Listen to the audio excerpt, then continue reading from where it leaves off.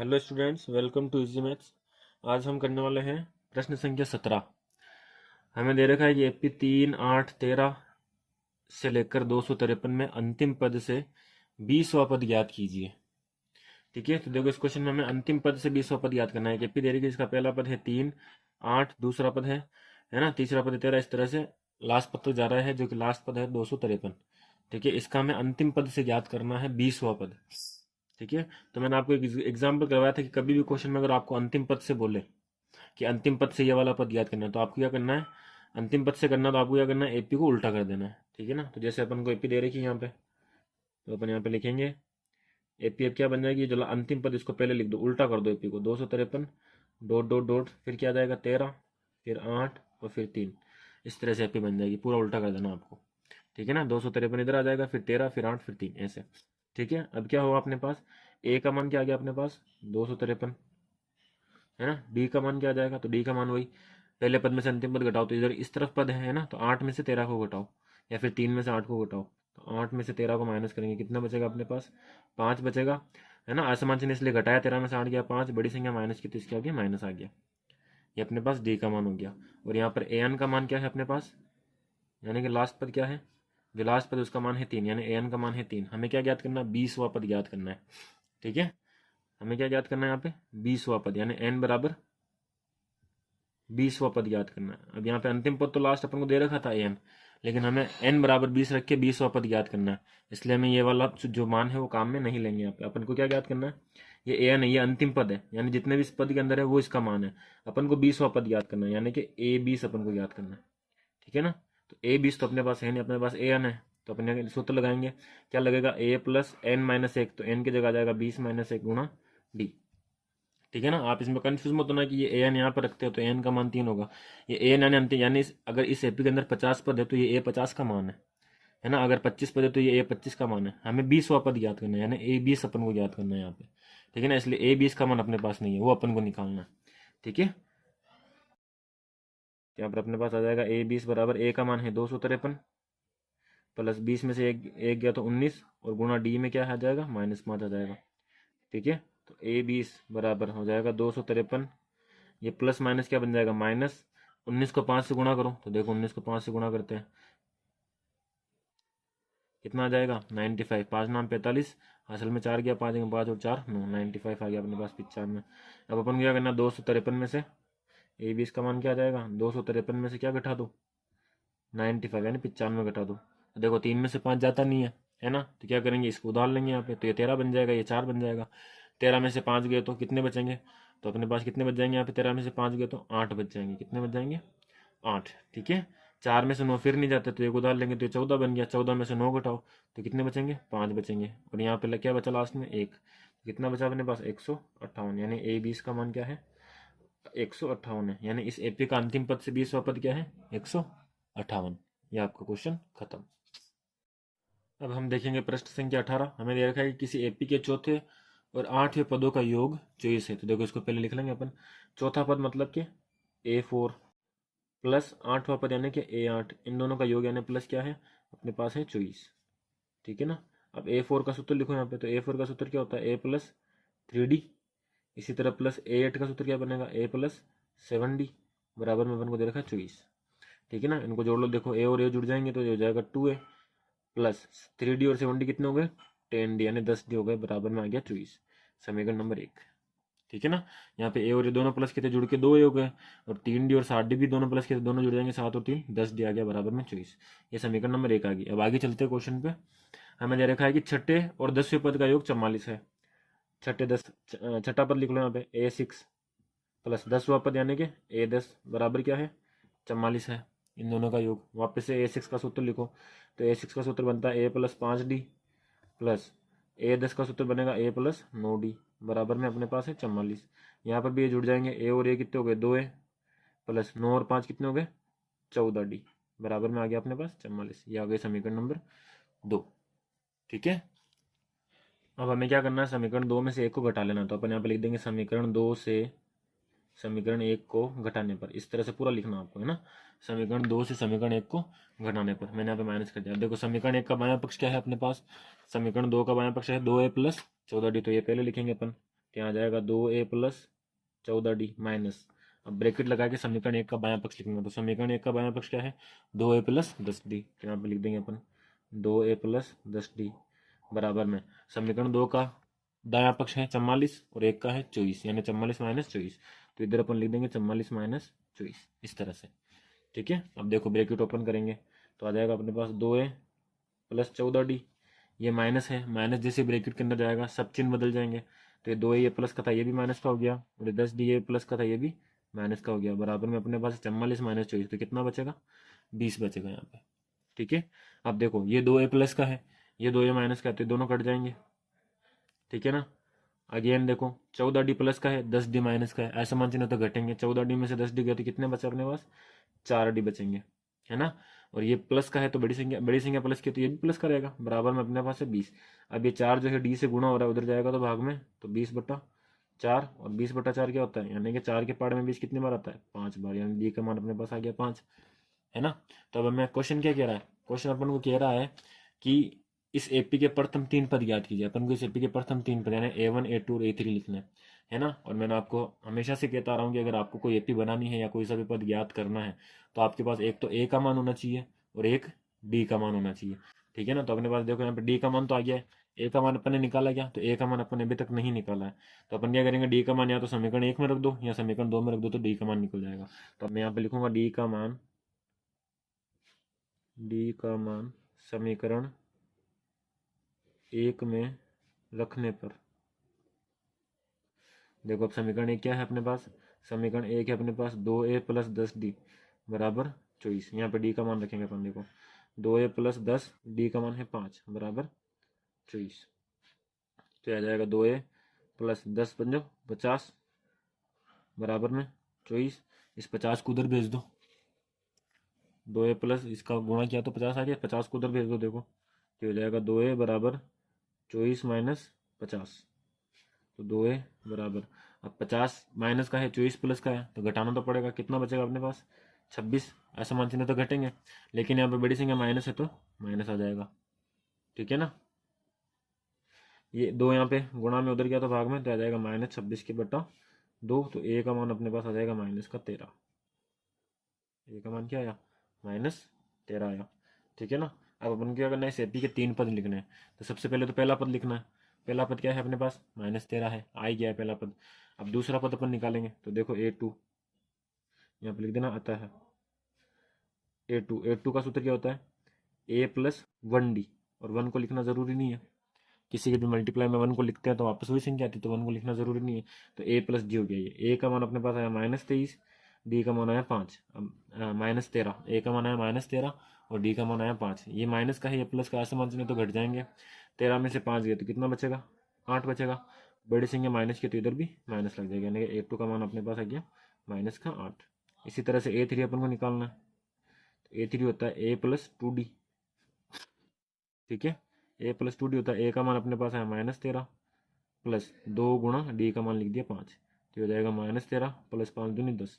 ऐसा मान चिन्ह तो घट जाएंगे, 13 में से 10 गया 3 बचा, बड़ी संख्या माइनस के तो माइनस आ जाएगा। तो A3 आ गया -3 A3 का मान, है ना। तो 3 पद आपके पास हो चुके हैं, पहला पद, दूसरा पद, तीसरा पद, है ना। तो फॉर सिक्योरिटी अपन चौथा पद में निकाल देते हैं कि 3 पद ये ले लो, आप इसको छोड़ोगे आप तो आप 3 पद ये ले लो, है ना। तो अपन निकाल देंगे एक और, क्या है A प्लस 3D, A4 है तो A प्लस 3D। तो A का मान आ गया -13 प्लस 3 गुणा 5, D का मान 5 रख दिया, तो हो जाएगा -13 प्लस 5 दिया 15। ऐसा मान चिन्ह वापस घटाएंगे, 15 में से 13 गया 2 बचेगा, बड़ी संख्या यहाँ पे प्लस की है तो अब ये भी प्लस का रहेगा। तो A4 बराबर आ गया अपने पास 2। तो अपन यहाँ पे लिख देंगे अतः है AP क्या बन जाएगी अपने पास, पहला पद आया -13, दूसरा पद -8, तीसरा पद -3 और चौथा पद 2। इस तरह से ये बनेगी। ठीक है, तो उम्मीद है आपको ये क्वेश्चन समझ में आया हो, यह क्वेश्चन आपका कंप्लीट। अब हम देखेंगे प्रश्न संख्या 19। दे रखा है कि सुब्बा राव ने 1995 में ₹5000 के मासिक वेतन पद पर कार्य आरंभ किया और प्रत्येक वर्ष 200 रुपये की वेतन वृद्धि प्राप्त की। यानी कि सुब्बा राव एक शख्स का नाम है ना, जिसने 1995 में 5000 रुपये के मासिक वेतन पर, 5000 की सैलरी पर एक काम करना शुरू किया और उसे हर साल जो है 200 रुपये का इंक्रीमेंट मिलता था, यानी कि उसकी जो सैलरी थी वो 200 रुपये बढ़ जाती थी हर साल। तो हमको बताना है कि किस वर्ष में उसका जो वेतन है वो 7,000 रुपये हो जाएगा, ये अपन को बताना है। तो देखो इसको पहले अपन लैंग्वेज लिखते हैं इसमें कि कार्य आरंभ करते समय, कार्य आरंभ करते समय वेतन कितना था, 5,000 रुपये, ठीक है ना। फिर दूसरे वर्ष में कितना हो जाएगा, तो अपन लिखेंगे दूसरे वर्ष में वेतन। तो दूसरे वर्ष में क्या हो जाएगा, 5,000 रुपये शुरू किया, दूसरे वर्ष में 200 रुपये और बढ़ जाएंगे, तो ये कितना हो जाएगा 5,000 प्लस 200, यानी कि कितना हो गया ये 5,200 रुपये, ठीक है। तीसरे वर्ष में, तीसरे वर्ष में वेतन बराबर कितना हो जाएगा, 5,200 है, फिर 200 बढ़ जाएंगे तो कितना हो जाएगा 5,400 रुपये, है ना। इस तरह से चलता जाएगा। अब अपन को बताना है किस वर्ष में उसका वेतन 7,000 हो जाएगा, तो अपन यहाँ पे लिखेंगे आता है, इसको एपी की फॉर्म में लिख देंगे अपन। सबसे पहले क्या आ जाएगा अपने पास 5,000, फिर 5,200, फिर 5,400, इस तरह से चलता जाएगा। और कितना होना चाहिए, 7,000 होना चाहिए, ठीक है ना। तो ये देखो ये पहले वर्ष का है, तो इसमें देखो एन का मान तो 1 होगा क्योंकि पहला वर्ष है, और एन का मान क्या है, उस पद का मान वो है 5,000, तो एन का मान 5,000 हो जाएगा। इसके लिए एन का मान 2 है, एन का मान 5,200 है। इसके लिए एन का मान 3 है क्योंकि पद की संख्या 3 है ना, कौन सा पद है, ये तीसरा पद है, तो एन का मान 3, और पद का मान क्या है 5,400, तो एन का मान हो गया 5,400, है ना। तो इसी तरह से यहाँ पर एन का मान अपने पास 7,000 है, लेकिन एन का मान अपन को नहीं पता कि ये कौन सा पद है, तो अपन को क्या निकालना है, एन निकालना है। तो देखो इसके लिए सबसे पहले ए का मान अपन लिखेंगे क्या है 5,000, इसके बाद डी का मान लिखेंगे, तो डी का मान देखो 200 रुपये प्रति वर्ष बढ़ रहे हैं, सब में 200 रुपये बढ़ते जा रहे हैं, तो डी क्या हो जाएगा 200। और अगर आपको ऐसे नहीं समझ में आता तो पहले पद में से आखिरी और उससे पहले वाला पद घटा दो, यानी दूसरा पद उसमें से पहले वाला पद घटा दो, 5,200 में से 5,000 घटाएंगे तो कितना बच जाएगा यहाँ पे 200, तो डी का मान अपने पास 200 आ जाएगा। फिर मैंने आपको बताया क्या है, ये है ए एन का मान क्या है 7,000 रुपये, है ना। अपन को निकालना क्या है, एन का मान अपन को फाइंड करना है, ज्ञात करना है। तो अपन सूत्र लगाएंगे यहाँ पे, ए एन बराबर ए प्लस एन माइनस ए गुणा डी। ए एन का मान अपने पास है 7,000 बराबर एन का मान है 5,000, ए का मान है 5,000, एन का मान है नहीं अपने पास, और डी का मान आ गया 200। इस 5,000 को इधर ले आओ तो ये हो जाएगा 7,000 माइनस 5,000 बराबर में बचा अपने पास एन माइनस ए गुणा 200, है ना। अब 7,000 में से 5,000 घटाएंगे कितना बचेगा, 2,000 बचेगा, बराबर में इधर आ गया अपने पास एन माइनस ए गुणा 200। ये 200 इस पूरे ब्रैकेट से गुणा हो रहा है, इधर आएगा तो भाग में आ जाएगा, तो ये हो जाएगा 2,000 बट्टे 200 बराबर में बचा एन माइनस 1, है ना। इसको सोल्व करो, देखो 2 जीरो से 2 जीरो चला गए, 20 में 2 का भाग लगाएंगे कितना आएगा 10 आएगा, तो 10 बराबर एन माइनस 1, ये माइनस 1 इधर आएगा तो ये हो जाएगा 10, प्लस का हो जाएगा 1, इधर माइनस का इधर आया प्लस, तो 10 प्लस 1 बराबर यानी एन का मान क्या आ गया 11। यानी कि जो 7,000 जो पद अपन को दे रखा था ये कौन सा पद है, 11वां पद है, मतलब 11 पद है, मतलब कौन सा साल है 11वां साल। तो अपन लिख देंगे अतः 11वें वर्ष में सुब्बाराव का वेतन 7,000 रुपये हो गया, ठीक है। इस तरह से आपको इस क्वेश्चन को करना है ना। ये पूरा बोर्ड के पैटर्न से ही आपको कराया जा रहा है, पूरा इस तरह से ही आपको लिखना है, इसमें आपका एक भी नंबर ये इधर से उधर नहीं होगा, अगर आप इस तरह से लिखोगे फुल मार्क्स मिलेंगे आपको, ठीक है। अब हम देखेंगे इस प्रश्नावली का लास्ट प्रश्न।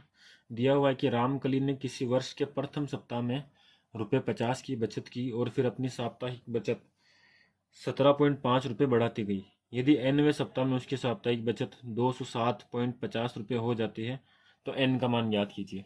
तो देखो अपने पास सबसे पहले प्रथम सप्ताह में उसने कितने रुपये बचाए 50 रुपये, तो उसको लिख लो यहाँ पे कि प्रथम सप्ताह की बचत, प्रथम सप्ताह की बचत कितनी है 50 रुपये, है ना। अब दूसरे सप्ताह में क्या करेगी, वो इसके अंदर 17.5 रुपये और डाल देगी, यानी 17.5 और बचा देगी। तो देखो अपन यहाँ पे लिख देंगे दूसरे सप्ताह की बचत, दूसरे सप्ताह की